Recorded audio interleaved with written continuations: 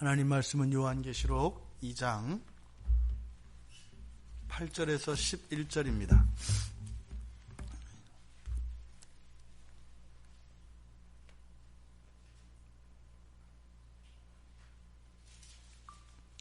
요한계시록 2장 8절에서 11절 우리 같이 한 목소리로 함께 읽겠습니다.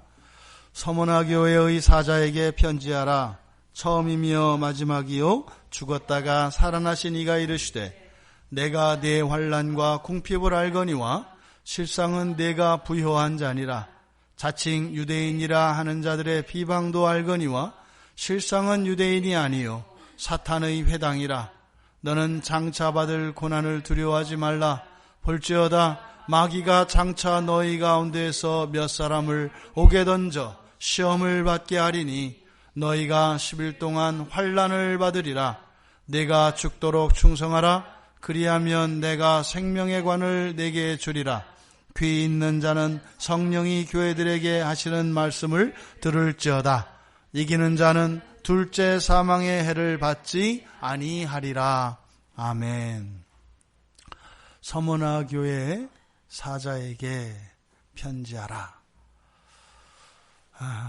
소아시아에 있는 두 번째 교회에 보내는 요한의 편지입니다. 이 서머나는 주전 193년에 소아시아에 세워졌습니다. 그런데 이 서머나라고 하는 것은 에베소에서 약 100리가량 떨어져 북쪽으로 100리가량 떨어져 있는 그런 도시인데요. 굉장히 번창한 그런 도시입니다. 그런데 이 서머나라고 하는 것은 이 소아시아 지역에서 매우 독특한 위치를 점유하고 있는데 그것이 무엇인가 하면 유럽 대륙과 소아시아 사이를 바다가 가르고 있지 않습니까? 이제 그 소아시아 지역을 이루는 그 소아시아의 지역에 로마의 속주들이 로마에 속한 땅들이 많이 있었는데 그곳 가운데 맨 처음으로 로마의 신들을 섬기는 신전을 최초로 세운 것이 이 서머나입니다. 그러니까 어떤 상황인지 아시겠죠? 그러니까 로마에서 정치적으로 군사적으로 우위에 있으니까 그 나라를 점령을 했습니다. 그런데 그렇게 군사적으로 정치적으로 지배하는 것과 종교적으로 지배하는 것은 또 다른 영역이지요. 어느 나라를 강대국이 지배했다고 해서 그 나라 백성들의 이 정신세계 전체를 다스릴 수 있는 것은 아니다 이 말입니다. 그리고 신앙인들에게는요. 이것은 우리 기독교인들뿐만 아니라 세계에 있는 모든 종교에는 그런 순교 신앙이 다 있습니다. 저희들이 다니고 있는 스리랑카가 왜 그렇게 강력한 불교 국가가 됐냐 하면 기독교도들로부터 엄청난 핍박을 받았기 때문입니다. 그러니까 초대교회 당시에 로마인들로부터 받았던 우리 기독교도들이 받았던 그 핍박, 그 순교의 사건들이 매우 유사하게 스리랑카에 있었습니다. 그러니까 이렇게 고난과 핍박 속에서 이러한 순교의 신앙의 순교 위에 세워진 이런 신앙은 강할 수밖에 없습니다. 이미 전례가 있기 때문에 목숨을 버리면서까지도 신앙을 고수해야 된다라고 하는 그러한 통념이 존재한다 이 말입니다. 그래서 아무리 군사적으로 그 나라의 군대를 다 꺾어버리고 그 나라의 통치자를 폐회시키고 그 나라를 정치적으로 사회적으로 지배한다 할지라도 이 신앙의 문제, 이 종교의 문제는 또 다른 겁니다. 그러니까 소아시아 지역을 로마가 점령을 했습니다만 거기에 이제는 로마의 온갖 우상들과 그 신들을 섬기도록 강요하는 신전이 세워졌을 때는 거기에는 엄청난 저항이 있었을 것이고 또 그것에 대한 엄청난 핍박이 있었을 것이다 라고 하는 것을 우리가 어렵지 않게 유추해낼 수 있습니다. 그런데 바로 이 지역, 이 서머나 지역에 맨 처음에는 그 신전을 세워놓고 로마에서 분명히 그 신전에 와서 신들에게 숭배할 것을 요구했을 겁니다. 저항이 있었겠죠. 그리고 거기에는 핍박이 있었겠죠. 특별히 이런 다신관을 가지고 있는 이런 이교도들에게는 그 로마의 신전에 있는 우상들을 섬긴다고 해서 특별히 그것이 저항할 일은 아니었습니다. 가장 심각한 문제가 되었던 것은 바로 유대인들입니다. 이 유대인들은 예수 그리스도를 믿고 믿지 않고를 떠나서 공통적으로 유일신 사상을 가지고 있기 때문에 오직 여호와 하나님 한 분만 참신이시다라고 하는 이 유일신앙을 가지고 있는 이 유대인들은 이 신전을 세워서 우상들을 숭배하도록 강요하는 로마의 명령에 순종할 수 없었다 이 말입니다. 물론 거기에는 극렬한 반대자도 있을 것이고 또 일부는 적당히 타협하는 사람도 있을 것이고 일부는 아예 그 유대인으로서의 유일신 사상을 버리고 그 로마의 앞잡이가 되어서 그대로 그 명령에 따르는 그런 사람들도 분명히 있었을 것입니다. 그런데 저항이 만만치 않았던 겁니다. 그래서 이 서머나 지역에 로마로부터 예외 법령이 떨어집니다. 그래서 이 유대인들만큼은 그 신전에서 즉 로마의 우상과 그 로마의 신들을 섬기는 신전에서 숭배하지 않아도 된다라고 하는 칙령이 발표하기까지 됐어요. 그러니까 이건 뭐겠어요? 굉장한 저항이 있었던 겁니다. 그리고 또 정치적으로도 유대인들이 분명히 그들의 이런 외교 라인이나 또 그들이 가지고 있었던 재산이나 이런 것들을 총동원했겠죠. 그래서 어쨌든 그 성과를 얻어냈습니다. 그래서 유대인들만큼은 로마에서 세운 그 신전에 가서 우상들에게 숭배하지 않아도 되는 예외 조항이 적용되게 되었습니다. 이런 것이 지금 서머나 지역입니다. 그런데 지금 이 서머나 교회에게 편지를 쓰고 있는 이 내용을 보면 바로 핍박받는 고난 중에 있는 서머나 교인들에 대한 위로의 이야기입니다. 소아시아에 있는 7개 교회 가운데 책망을 받지 않는 2개의 교회 가운데 한 교회인데 바로 이 서머나 교회가 칭찬을 받는 그 이유는 고난에 있습니다. 그러니까 그리스도인의 고난이라는 것이 어떠한 의미인가 우리에게 가르쳐주고 있는 본문이라고 할 수 있겠습니다. 근데 지금 이들이 받고 있는 이 고난, 이것이 무엇이겠는가? 이것은 9절에서 환난과 궁핍을 알거니와 라고 하는 이 말씀을 통해서 지금 유대교 그리스도인들이 당하고 있는 이러한 고난의 의미가 어떠한 것인지를 가르쳐 주는데 여기에는 가난까지도 포함되어 있습니다. 단지 이런 어려움뿐만 아니라 실질적인 생계의 문제가 걸려 있다 이 말입니다. 그 이유가 왜 그런가 하면 앞서 말씀드린 것처럼 유대인들은 로마 황제로부터 바로 로마 신전에 가서 우상을 섬기지 않아도 된다라고 하는 예외 규정이 적용된다고 말씀을 드렸습니다. 그런데 바로 유대인이면서 그리스도인인 사람들은 자신들에게 속해 있지 않다라고 고발을 하는 겁니다. 이해되시죠? 그러니까 바로 유대인인 그리스도인들은 로마의 실정법을 어기는 사람들이 된다 이 말입니다. 동족이면서도 바로 그 그리스도인들은 저들은 우리와 같지 않은 자들이니까 저들에게는 예외 규정을 적용할 필요가 없습니다 라고 하는 고발이 있다 이 말이에요. 이것이 지금 자칭 유대인이라고 하는 자들의 그 고발, 이것을 어떻게 해요? 사단의 회당이라고 이야기를 하는 겁니다. 이들을 마귀라고 이야기를 하는 겁니다. 그러니까 여기서 구체적으로 지칭 거론되고 있는 사탄의 회당, 그리고 마귀, 이들은 바로 유대인 그리스도인들을 고발하는 자들, 그들을 가르치는 겁니다. 그런데 이것은 또한 영적인 의미로 무엇이에요? 그 배후에서 역사하는 그 주체가 사단이라는 것을 동시에 가르쳐주는 것이죠. 1월달에 주일에 이 본문 10절을 가지고 설교를 했었기 때문에 중첩되는 내용은 개략적으로 설명을 하고 전체적으로 이 서머나 교회에 대해서 설교하지 못하였던 그 부분들을 우리가 살펴보도록 하겠습니다. 동일하게 수신자는 서머나에 있는 교회의 사자, 이 사자는 교회의 지도자라고 했습니다.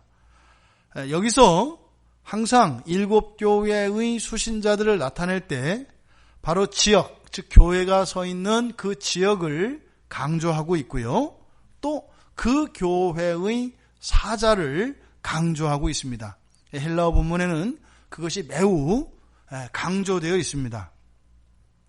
그리고 또 하나 여기에서 강조되고 있는 내용이 바로 앞으로 쓰게 될, 즉 서머나 교회에 쓰고 있는 이 서신 안에 있는 내용, 이 내용을 또한 강조하고 있습니다. 발신자는 예수 그리스도를 처음이며 마지막이요 죽었다가 살아나신 이로 소개를 합니다. 이것은 이사야서 44장 6절의 인용입니다. 이사야 선지자에 의하면 바로 이스라엘의 왕이신 여호와, 바로 오직 한 분이시고 만군의 주이신 여호와 하나님을 부르는 호칭입니다. 44장 6절을 제가 읽어드리면 이스라엘의 왕인 여호와, 이스라엘의 구원자인 만군의 여호와가 이같이 말하노라. 나는 처음이요 나는 마지막이라.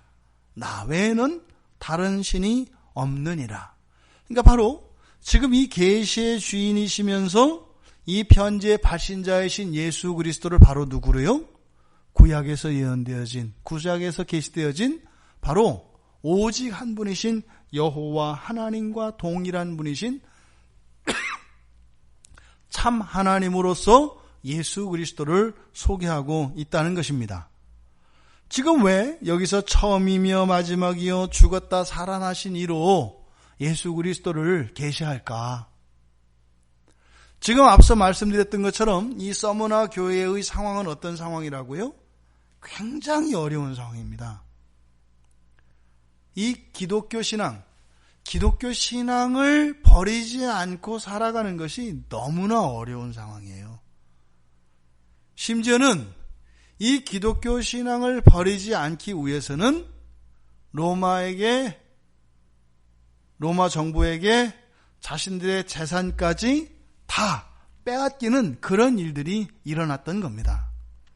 직장을 잃고 이런 것은 당연한 것이고, 그 외에 이들이 가지고 있었던 모든 재산까지도 몰수당하는 이런 일들이 이때 당시에 있었던 겁니다. 그러니까요, 이것은 도저히 상식적으로 그리고 이치에 맞지 않는 그런 부당한 현실이다 이 말입니다. 그러니까 우리들의 악으로 인해서, 어떤 잘못으로 인해서 당하게 되는 피해나 어려움은 이해할 수가 있는데, 그것과는 전혀 무관하게, 아니 오히려 아무리 열심을 내고 아무리 노력을 해도 구조적으로 벗어날 수 없는 이러한 부당한 차별, 이런 상황 속에 있었던 겁니다. 그러니까 지금 이렇게 끝도 없고 끝도 없을 것 같은 이런 고난의 환경 속에 있는 이들에게 필요한 것은 바로 누구예요?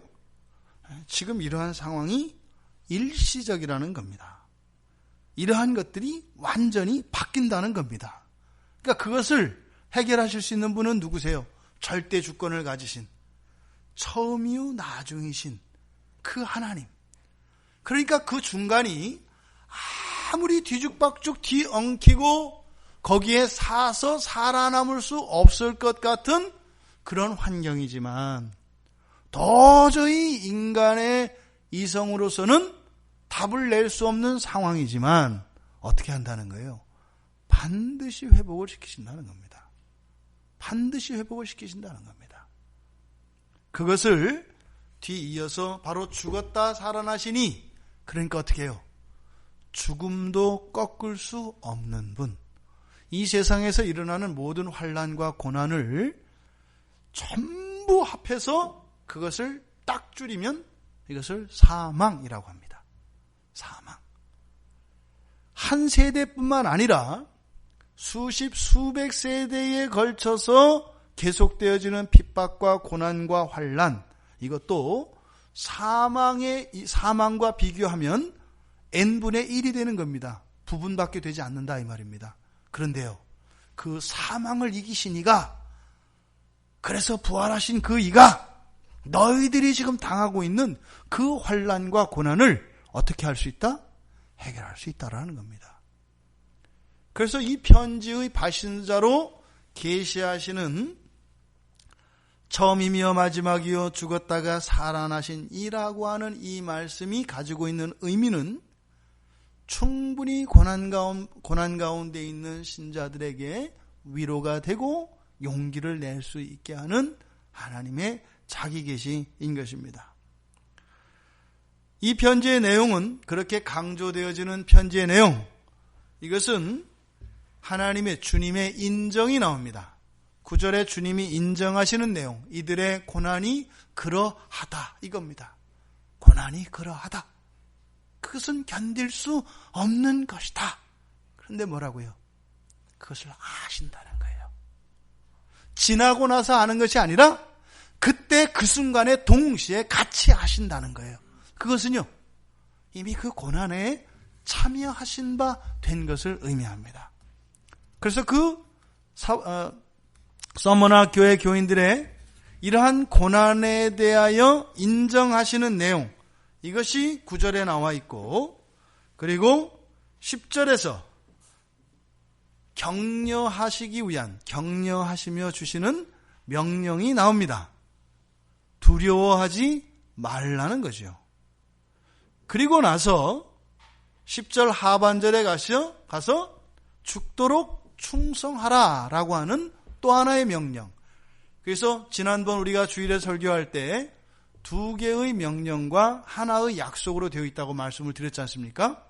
근데 그 바로 앞에 9절에 먼저 무엇이 있어요? 인정이 있다 이 말입니다. 그들의 고난에 대한 인정이 있고, 또 주어진 2개의 명령은 이들을 격려하기 위한 것이고, 그리고 마지막에 약속을 통해서 이들에게 주시는 그 격려가 이들에게 충분한 의미가 되고, 또 그것을 통해서 환난 속에서 신앙을 잃지 않도록 하는 충분한 동기를 이 보상으로서 약속하고 있는 것입니다. 9절에서 내가 아노니, 이것은 앞서 말씀드렸던 것처럼 너희들이 고난을 당할 때, 과거의 사건들이죠. 그때마다 내가 이미 그때 알았다 이겁니다. 다 완료형으로 되어 있습니다. 이것은 뭐예요? 이 성도들 한 사람 한 사람들이 겪었던 슬픔과 아픔과 고난과 답답함과 억울함을 하나님이 동시에 함께 하셨다는 거예요. 하나도 덜하지 않고요. 그러면 실제로 누가 더 고난 속에 있을까요? 존재론적으로 무한하신 하나님이 비교할 수 없을 정도로 더 큰 고난을 당하시는 겁니다. 그렇잖아요. 사랑이 큰 사람과 사랑이 작은 사람이 있을 때 사랑하는 사람의 아픔에 대해서 공감하는 능력은 사랑의 크기에 비례합니다. 그러면 우리들은 지나고 나서 그래도 과거 속에 있었던 아무리 큰 아픔과 고난이라 할지라도 우리는 시간이 지나가면 망각의 은사가 있기 때문에 그것이 점점 줄어들게 되어 있습니다. 하나님은요, 그렇게 안 되는 거예요. 우리들의 죄는 기억도 하시지 않으시는 하나님이신데 우리들의 아픔을 어떻게 하신다는 거예요? 무한대의 아픔으로 함께 하신다는 거예요. 이것이 지금 하나님이 내가 안다 라고 하는 이 말씀이에요. 너는 시간이 지나고 나서 슬픔의 빛깔이 좀 옅어지고 그 아픔이 견딜 만한 것이 되었지만 나는 그때 네가 느꼈던 그 아픔이 지금도 생생하게 살아있다. 이렇게 말씀을 하시는 겁니다.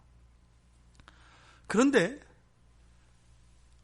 주님이 뭐라고 하시냐면 실상은 내가 부요한 자다라고 해요. 정반대 얘기를 합니다. 지금 너희들의 이런 고난과 환난을 이런 궁핍을 안다고 하셨어요. 그러니까 이 사람들의 실상은 지금 어떤 거예요? 환난과 궁핍 속에 있는 거예요. 그런데 뭐라고 하세요? 실상은 내가 부요한 자다라고 해요. 그러니까 이것은 두 가지 의미일 수 있습니다.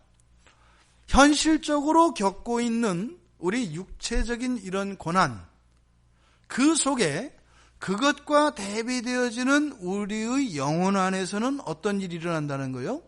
오히려 그 고난의 크기만큼 부요함으로 우리의 영혼에는 유익이 미쳐진다는 거예요. 고난이 크면요, 영적인 부요로움이 커진다는 거예요.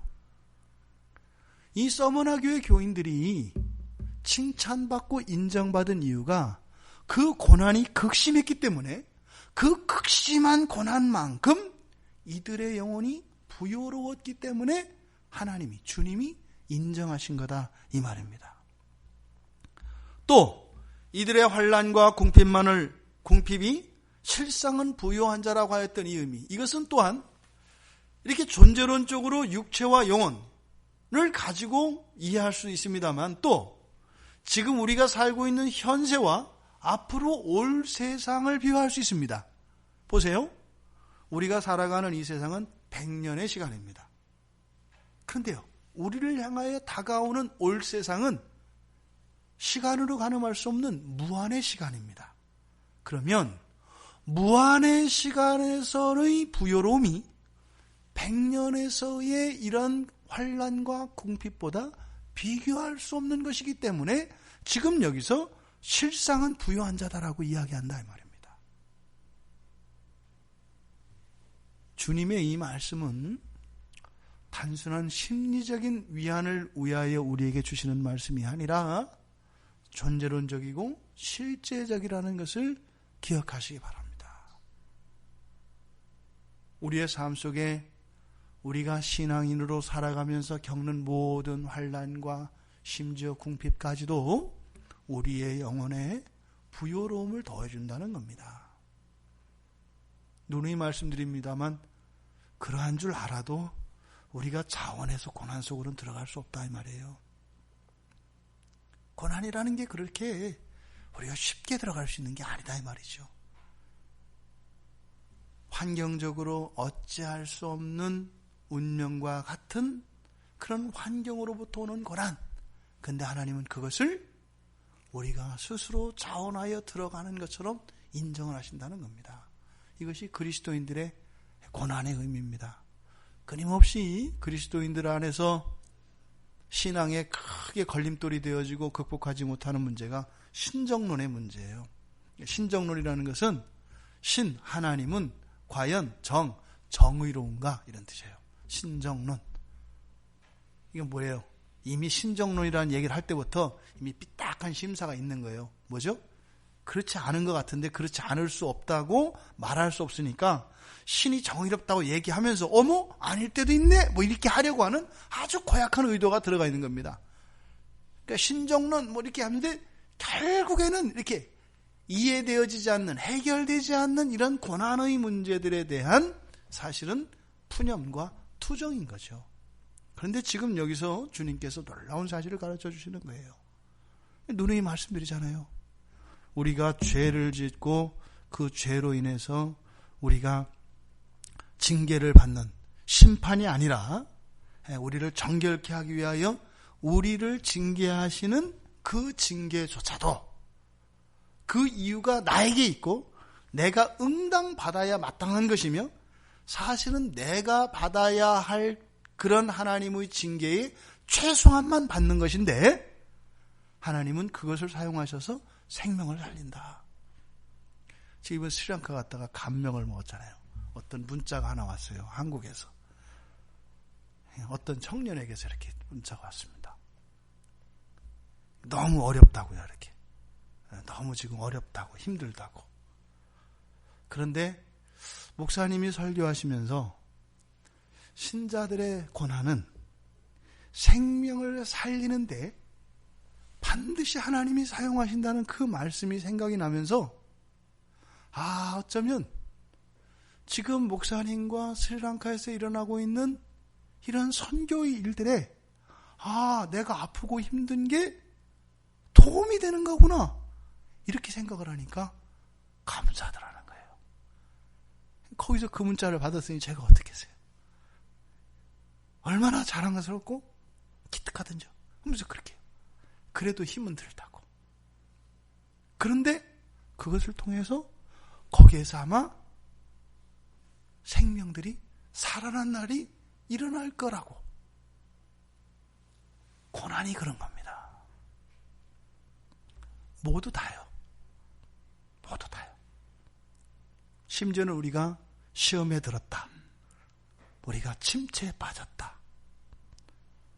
우리들의 연약함과 우리들의 잘못과 무지, 심지어는 하나님에 대한 오해로 인해서 겪는 그런 고통들이 있을 수 있습니다. 저도 압니다. 하나님을 미워할 수 없다는 걸 알면서도 미운데 어떻게 해요? 하나님 말씀에 절대적으로 순종해야 된다는 것을 알면서도 순종이 안 되는 걸 어떻게 해요? 그때 우리 마음속에 있는 답답함과 이런 뻑뻑함과 혼란과 이런 거 있습니다. 그런데 하나님은 그런 것들을 다 의미 있다고 하신단 말이에요. 어떻게 해요? 어찌 보면 그 빨래를 할 때 그 거품에 묻어있는 그 때찌꺼기들 마치 그것들이 정말 깨끗한 비누인 것인 양 그 거품을 거두어다가 세상에 있는 찌든 때들을 다 벗기는 일에 사용하신다는 거예요. 우리가 사용하는 비누는 그 거품 걷어다가 다른 빨래 하면 그 빨래, 다른 빨래에 때가 더 묻습니다. 근데 신자들의 고난 속에서 일어나는 이런 찌꺼기들이 들어있는 이런 거품과 같은 것이 신자들의 고난인데 하나님은 그 찌끼가 묻어있는 거품을 가장 좋은 세제와 같이 바꾸셔서 이 세상의 찌든 때들을 벗겨내신다는 겁니다. 이것이 고난입니다. 이들의 환난과 궁핍을 아실 뿐만 아니라 자칭 유대인이라 하는 자들의 비방도 안다. 앞서 말씀드렸던 것처럼 바로 이 얘기입니다. 쟤들은 이 예외 규정에 적용시키면 안 돼요. 이렇게 고발한 자들을 말하는 겁니다. 이들은 실상은 유대인이 아니요 사탄의 회당이다 라고 얘기를 합니다. 주님이 알고 계시다는 거예요. 여러분들이 신앙생활하면서 얼마나 억울하고 답답할 때가 많아요. 주님이 아신다는 거예요. 아신다는 거예요. 그런데 자칭 유대인이라 하는 자들이지만 그들이 어떻다? 실상은 사탄의 회당이다. 그러니까 뭐예요? 어떻게 당신이 나에게 이럴 수 있습니까? 하지 말라는 거예요. 사탄에게 이용당하는 것이니까 그것을 인해서 어떻게 나한테 이럴 수 있냐? 이렇게 하면서 미워하거나 관계의 단절로 나갈 것이 아니라 사탄에게 이용당하는 것으로 오히려 그들을 긍휼하게 여길 수 있기를 바란다는 것입니다.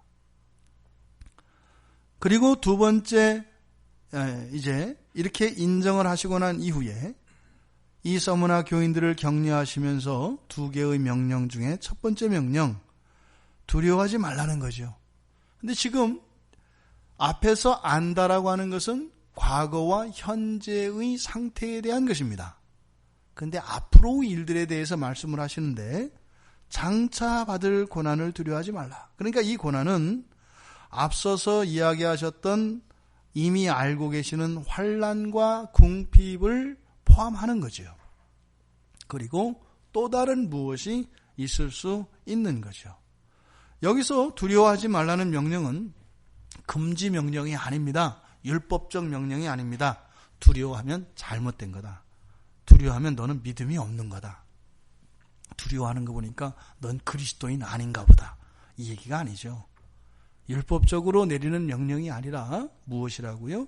격려하라는 것이에요. 그래서 존재론적인 각성, 즉 그리스도인이 누구인가를 바로 알고 그리스도인다우라는 겁니다. 그러니까 마치 뭐예요? 다 크지 않은 아기 호랑이가 조그만 쥐 한 마리에게 놀라고 있을 때 그 호랑이에게 이 얘기를 하는 거죠. 두려워하지 마라. 너는 호랑이다. 지금 그 얘기를 하는 겁니다. 근데 이제 호랑이 또 뭐라 그래요? 아니 뭐 저도 그러고 싶지 않은데 자꾸 두려운데 왜 자꾸 두려워하지 말라 그래요? 뭐 이런 거죠. 그러니까 아는 거죠. 그런데 어떻게 해요? 자꾸 두려워하지만 반복되면서 생각이 나죠. 진짜 하다가 어느 날 한번 소리를 질러보는 거죠. 그랬더니 화들짝 놀라고 쥐가 달아나서 그 다음부터는 얼씬도 안 하는 거죠. 그리고 나서 내가 이런 거구나 아는 거죠. 그러니까 바로 그날 그 그리스도인의 그 제자들에게 주님께서 그 성령을 제어하는 권능을, 귀신을 제어하는 권능을 주셔서 사용하고 들어와서 막 수다쟁이가 되었던 그날 그 때를 위해서 주시는 말씀인 거죠. 두려워하지 말라는 거죠. 오히려 마귀가 너희들을 두려워한다는 거죠. 그러니까 여기서는 그런 명령이 아닙니다. 그리고 또 하나, 이 고난에 대해서 구체적으로 말씀을 하시는데, 장차 너희들 가운데 몇 사람을 옥에 던져 시험받게 할 것이다. 옥은 두려운 것입니다. 자유를 완전히 구속당하는 겁니다. 이제는 다른 이들에게 자기의 생명과 자기의 모든 주권이 넘겨지는 것이 바로 옥에 갇힌 상태입니다. 또 하나, 10일 동안이라고 이야기합니다. 그러니까 옥에 갇히는 이 환난은 절대적인 무능력 상태, 무기력 상태, 일방적으로 당할 수밖에 없는 상태, 죽을 수밖에 없는 상태를 이야기합니다. 그런데 이것이 뭐라고 해요? 10일 동안이라고 하는 제한된 기간임을 밝히고 있습니다. 그러니까 지금 이 상황이 신자들에게 주어지는 신자들의 상황은 신자들의 입장에서는 어떤 게 먼저 다가와요? 주님의 약속, 구원의 약속이 먼저 다가오는 게 아니라 우리들에게는 뭐예요? 옥에 갇혀지는 거, 옥에 던져져서 시험 받는 거. 그리고 10일이 중요한 게 아니라 우린 뭐예요? 환난이 중요하다 이 말이에요. 시험과 환난이, 그러니까 이 다음에 주님이 구원하신다고 하긴 했는데 하시긴 하겠지만 일단 그건 나중 일이고, 그 전에 내가 먼저 환난 속에 들어가고 시험 속에 들어가는 것, 이게 문제다 이 말이에요. 그런 거 있잖아요.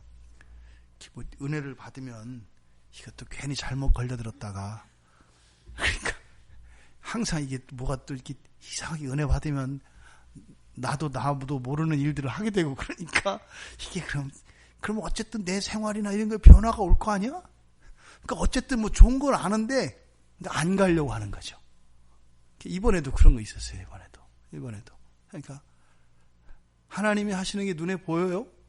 이렇게 보여요. 모를 수가 없어요. 그런데요, 어겨요. 왜요? 하나님이 하나님의 일을 딱 펼쳐놓으시면 지금의 내 생각과 지금의 내 야망과 지금의 내 이러한 모든 것들을 바꿔야 되는 거예요. 보여요. 그러니까 어떻게 돼요? 뒤로 물러선다 이 말이에요. 이게 늘 우리 안에 있는 그런 딜레마죠. 지금 그것에 대해서 두려워하지 말라는 거예요. 그러니까 뭐예요? 고난과 환난 이런 시험들을 두려워하고 염려하고 너희들이 뭐 삶 속에서 일어날 무엇을 두려워하지 마라. 그 뒤에 있는 무엇, 그것을 훨씬 능가하는 것이다. 이렇게 얘기하는 거죠. 두려움의 원인이 뭘까요? 왜 우리가 두려워할까요? 왜 두려워할까요? 왜? 상실에 대한 염려입니다. 상실에 대한 염려. 좋은 것이든 나쁜 것이든 그것을 잃어버릴 것 같은 거예요. 거기에서 두려움이 옵니다. 여러분 생각해 보세요. 만약에 여러분들에게 그런 뭐 이렇게 진짜로 이렇게 전신갑주가 있어서 총을 쏴도 죽일 수가 없어요. 핵폭탄을 떨어뜨려도 죽일 수가 없어요. 또 그 갑옷은 벗길 수도 없어요. 그리고 그 갑옷은 엄청난 이렇게 화력이 있어서 뭐 수백 킬로에 달하는 콘크리트 벽에 가두어도 뚫고 나올 수 있어요. 물속도 걸어갈 수 있어요. 원하면 날아갈 수도 있어요. 그런 갑옷을 여러분들이 입었다고 생각을 해보세요. 여러분들에게 두려움이 있겠어요? 없어요. 그렇게 되면은요, 법을 지킬 필요도 없고요, 세상의 군대를 무서워할 필요도 없고요, 도덕도 필요 없고요, 법도 필요 없고요, 아무것도 필요 없습니다. 그런데 두려움이 생기기 시작하는 것은 뭐예요? 약점이에요. 어떤 약점이 하나 딱 발견이 되면 그때부터 두려움이 생기기 시작합니다. 그러니까 모든 두려움의 원인은 바로 상실에 대한 가능성이에요. 이 상실에 대한 염려, 잃어버릴 것 같은. 그러니까 여러분들이 왜 운동을 하고 건강보조식품을 먹고 음식을 가려 먹고 왜 그래요? 건강을 잃을까 봐 그래요. 여러분들이 회사에서 왜 열심히 일해요? 하기 싫을 때도 있잖아요? 안 그러세요, 집사님? 맨날 좋기만 한 거 아니잖아요. 어떨 때는 그냥 중간에 나오고 싶잖아요. 근데 하잖아요. 왜 그래요? 직장을 잃어버릴 것 같다 이 말이에요. 또 집에서는 안 그래요? 부부 가운데 이거는 해도 너무 막 밀고 들어오면 이제 좀 한 번 좀 이렇게 하고 싶지만 어떻게 참잖아요. 왜요? 가정을 잃어버릴 것 같은 거예요. 아이들도 마찬가지죠. 뭐 말 안 듣고 이렇게 하다가 분위기를 파악하거든요. 무인도에서 살아남기, 뭐 산맥에서 살아남기 이런 걸 애들이 하도 봐서 집에서 살아남는 법을 알아요. 그러니까 어느 정도 선이 되면 안 한단 말이에요. 왜요? 쫓겨날까봐. 또 잘 받고 있는 용돈이 줄어들까봐. 핸드폰 뺏길까봐. 이런 상실감, 이러한 것들이 현재 내가 안주하고 있는 그것은 좋지 않은 것까지도 잃지 않으려고 하는. 그래서 사람들은 태생적으로 이 죄인들이 가지고 있는 성향은 보수적이에요. 그래서 우리가 추구하는 개혁신앙이라는 게 이거 아주 입맛에 안 맞는 거예요. 적당히 좀 웬만큼 하면 되지. 뭘 또 계속 뭐 날마다 뭐 개혁해야 된다. 이게 아주 우리한테 이게 맞지 않는 거거든요. 이게 뭐예요? 이런 개혁의 의지들이나 이런 것들은 우리에게 자꾸 두려움을 일으킵니다. 그러니까 뭐예요? 개혁신앙이라는 거는 평생 이 세상 사는 동안요, 마음 놓고 두 다리 못 뻗는 거예요. 왜? 또 하나님이 내 안에 은혜를 주셔서 또 깨닫게 하시고 새롭게 할 건데, 이거는 좀 안정될 만하고 마음 편할 만하면 또 바꿔야 되고. 이게 바로 우리들을 잡고 있는 두려움입니다. 그러니까 뭐예요? 두려움은 이 세상에서 발을 떼지 않게 해요. 이게 이제 우리나라 전통에 있는 몽달 귀신이잖아요. 이 몽달 귀신 아시죠? 막 달려가다가 걸음을 뗄 수 없는 거, 이제 그게 옛날 몽달 귀신입니다. 일명 총각 귀신이라고도 하는. 막 가다가 엄청 뛰었는데 그 자리에요. 이제 그게 몽달 귀신한테 붙잡힌 거예요. 이 두려움이라고 하는 것이 바로 딱 겁을 먹으면요, 사람이 어떻게 돼요? 동작이 자유로워지지 않죠. 쥐도 겁먹으면 어떻게 돼요? 못 도망가요. 고양이가 이렇게 잡았다가 꼬리 잡고 있다 놓잖아요. 탁탁 뛰면 되잖아요. 못 뜁니다. 그냥 전력 질주하는 게 아니라요, 눈치 보면서 이렇게 걸어요, 쥐가. 그럼 어떻게 돼요? 또 잡히죠. 이렇게 두려움이 확 휩싸여버리면 자기의 현재의 상태에서 떠나지 못하게 한다 이 말입니다. 이게 두려움이에요. 그러니까요, 우리는 천성을 향해서 나아가는 자들인데, 이 병든 세상, 오염되고 부패한 이 세상이 아니라 완전한 그 하나님 나라를 향하여 나아가야 될 자들인데, 이 두려움은 우리를 눌러앉힌다 이 말이에요. 그러니까 여기서 두려워하지 마라. 너희들이 장차받을 고난 정도가 아니라 그 어떤 것도 너희들의 발걸음을 멈출 수 없다. 왜요? 우리들을 구원하신 것은 우리의 힘이 아니라 주님의 능력이기 때문에 그래요. 두려움은 우리를 눌러앉힌다 그랬잖아요. 근데 우리는 눌러앉혀질 수 없는 존재다 이 말이에요. 왜요? 성령이 강권적으로 역사하시기 때문에 아무리 우리가 그 자리에 있으려 해도 우리는 천성을 향해서 날마다 한 걸음씩 나가기 때문에 사실은 우리가 그런 상실감에 대한 염려를 가질 필요가 없다 이 말이에요. 왜요? 구원이 하나님으로 말미암는 것이니까.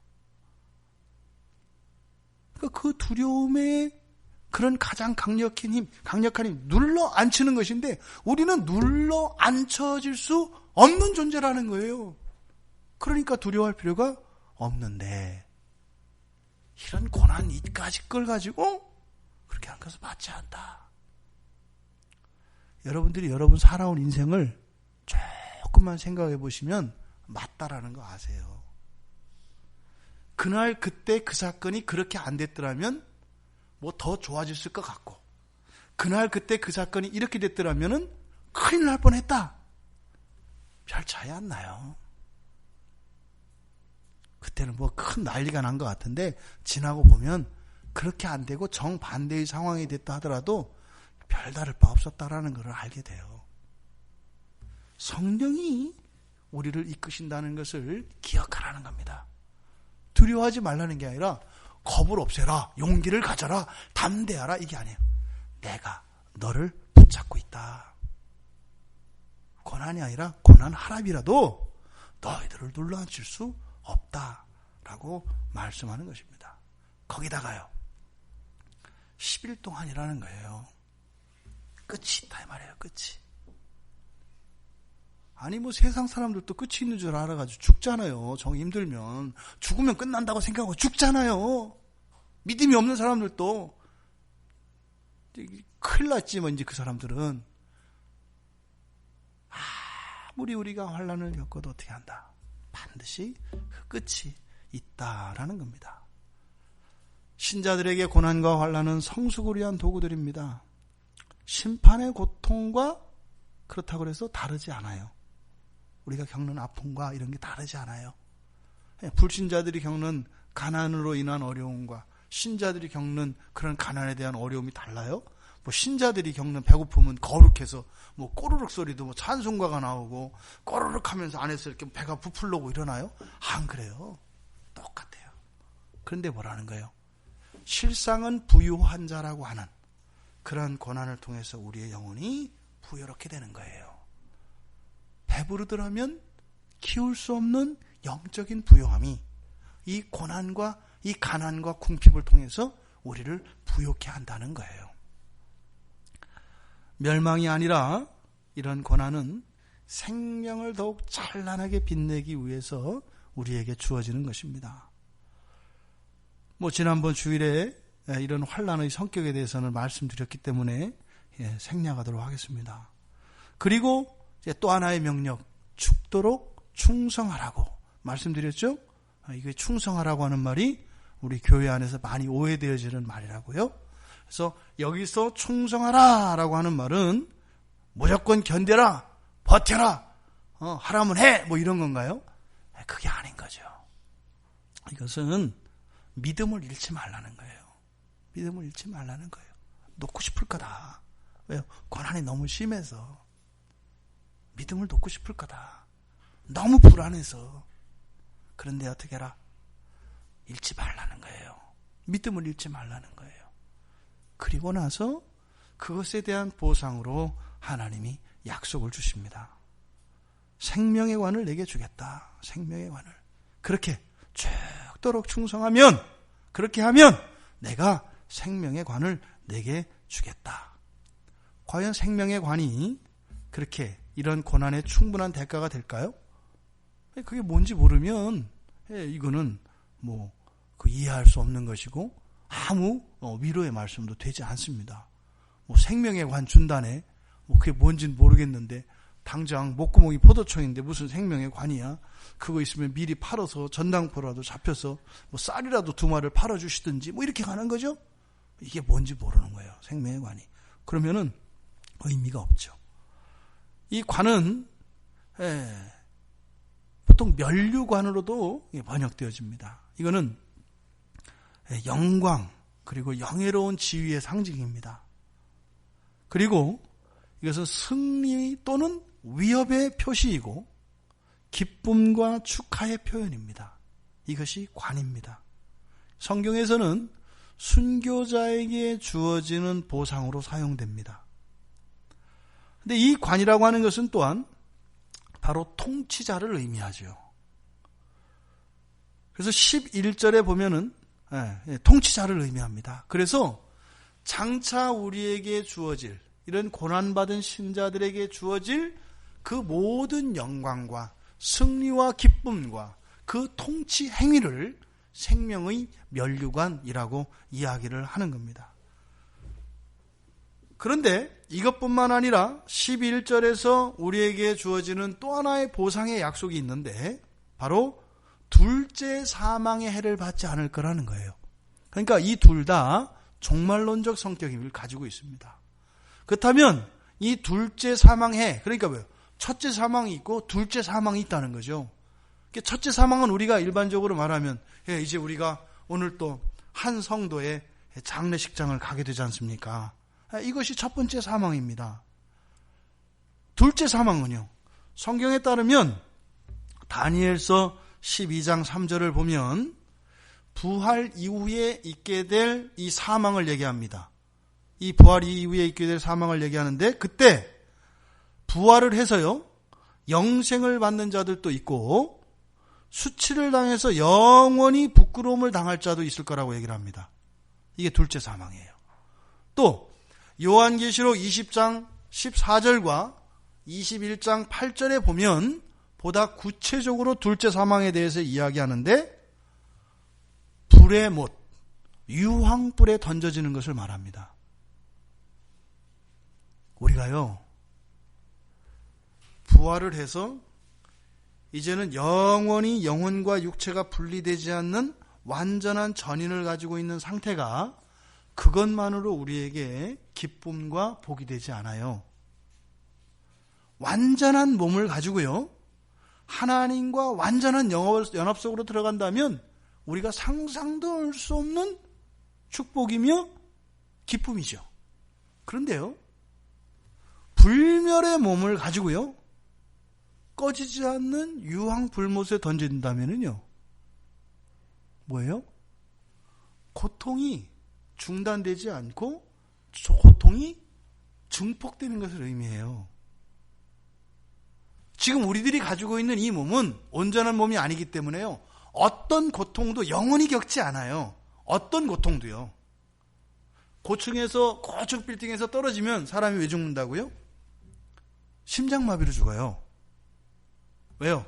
떨어지는 순간 머리에서 어떤 작용을 해요? 바닥에 떨어졌을 때 고통을 상상해요, 미리. 너무 끔찍하잖아요. 그러니까요, 심장을 세워버린다고요. 우리 몸 안에는 그런 고통을 차단하는 차단장치가 있어요. 이 몸은. 그런데요, 부활한 몸은 그게 없어요. 단절되지 않고 계속되는데 매일같이 커지는 겁니다. 천국은요, 기쁨과 하나님의 영광이 무한대로 증폭되고요, 이쪽은요, 슬픔과 고통과 아픔이 무한대로 증폭되는 거예요. 이것을 둘째 사망이라고 이야기합니다. 그런데 우리가 이것을 염려하지 않고 살아갈 수 있는 이유는 뭐라고요? 예수 그리스도의 십자가의 사건이다, 이 말이에요. 그것이 너희들에게 주어졌다는 거예요. 그래서 그 고난이 그 영광을 더 부여롭게 한다라고 이야기하고 있는 것입니다. 여러분, 믿음의 싸움을 끝까지 인내하며 이기시는 여러분 되시기 바랍니다. 금방 지나갑니다. 저도 50년 살아보니까요, 금방 지나가요. 별거 아니더라고요. 별거 아니에요. 저도 이렇게 어렸을 때 다시 보면 기억난단 말이에요. 생생하게. 금방 지나가요. 너무 금방 지나가요. 그런데 그게 무슨 마치 영원한 것처럼 우리가 착각을 했을 때 사실은 우리가 겪어야 되는 그러한 아픔과 고난이 실제적인 것보다 훨씬 크게 우리에게 심정적으로 느껴지는 것이죠. 부디 여러분들의 삶 속에 이러한 어떠한 환경적인 이런 고난과 환난이 여러분들의 신앙을 눌러앉히는, 여러분들의 신앙을 포기하도록 요구하는 이런 것에 속지 않고 끝까지 이기셔서 이 서문화 교회 교인에게 주셨던 이 주님의 인정은 무엇이었어요? 그 고난 속에서 신앙을 버리지 않은 것이었습니다. 그러니까요, 고난이 없었더라면 받지 못했을 인정이다 이 말입니다. 여러분들이 사는 동안 또 그런 절대적인 고난만 있는 것은 아니다. 10일 동안의 환난이다. 그럼에도 주님은 그것을 인정해 주시고 책망할 것이 없는 온전한 것으로 칭찬해 주셨던 그 고난의 신비, 그 고난의 이런 우리의 신앙적인 의미를 깨달아 현재의 삶 속에서든 앞으로 여러분들의 삶 속에서든 여러분들에게 다가올 고난에 대하여 조금도 두려워하지 말고 우리가 해야 될 것은 뭐예요? 그것을 이겨내고 환경을 바꾸는 것이 아니라 우리의 신앙을 지키는 겁니다. 신앙을 잃어버리지 않는 겁니다. 그래서 주님의 인정과 칭찬을 받으시는 우리 모두가 되시기를 주님의 이름으로 축원드립니다.